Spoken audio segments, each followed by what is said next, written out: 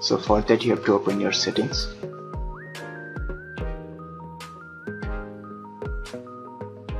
In setting you will find the personalization option. You have to go there,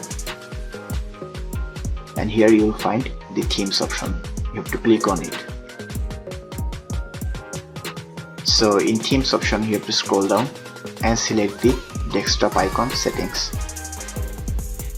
In here you will find the recycle bin option. You have to check it and click apply on it. So let's check if the shortcut has been created on your desktop or not. So for that I'm minimizing it. So you can see the recycle bin shortcut has been created. So you can create another shortcut of this recycle bin for using the recycle bin in other folders. So for that you can right click on it and click on create shortcut. So recycle bin shortcut for using in other location will be created.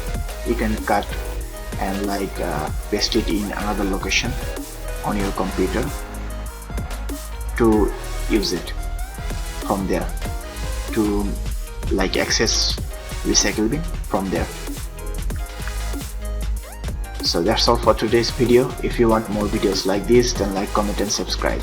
And also thank you very much for watching this video.